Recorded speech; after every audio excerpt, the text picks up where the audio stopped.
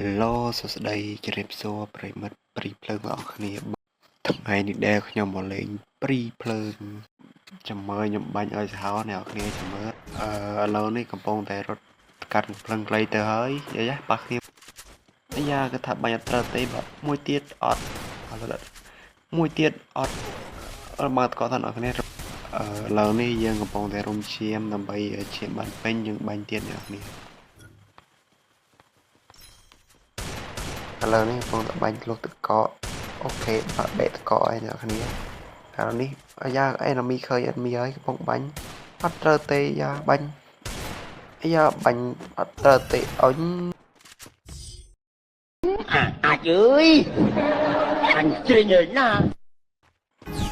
ឡូវនេះចូលដល់វគ្គទី2អ្នកគ្នាឥឡូវកាន់ស្នប់មួយ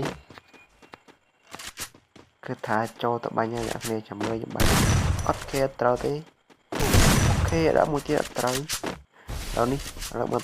គេមកតកកមួយយើងរត់ទៅនោះសិនយ៉ាអត់តកកយ៉ាបាញ់អត់យ៉ាបាញ់មួយទៀតអត់ត្រូវទេបាញ់មួយទៀតអត់ត្រូវទេសម្រាប់ខ្ញុំលេងកើតខ្ញុំបាញ់អត់ត្រូវបាទអ្នកហើយទៅសម្រាប់ខ្ញុំលេងអត់សូវស្មូតណាស់អ្នកអាយ៉ាកន្លែងនេះត្រូវការបកធីមមួយឲ្យខាងគេរុំឈាមមួយអ្នកនេះថ្ងៃរុំឈាមមួយយើងធ្វើការបាញ់បន្តឥឡូវនេះរុំរួចហើយអ្នកនេះចាំមើលទៀតយើងបាញ់មួយស្មើចាំមើលឥឡូវនេះដែលបែកក្បាលរបស់យើងអ្នកនេះចាំមើលបាញ់មួយអត់បាញ់មួយទៀតអត់ចោលម៉ាយបាញ់អត់ត្រូវទេ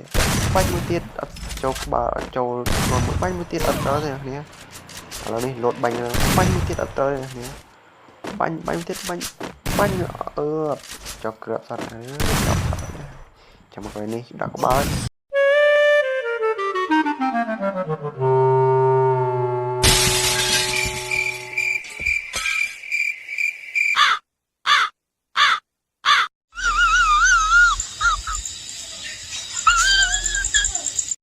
បាទអ្នកគ្នាវីដេអូខ្ញុំមានតែប៉ុណ្្នឹងអ្នកនរគ្នាអ្នកមកថ្មីកុំភ្លេចជួយចុច Subscribe ខ្ញុំមួយផង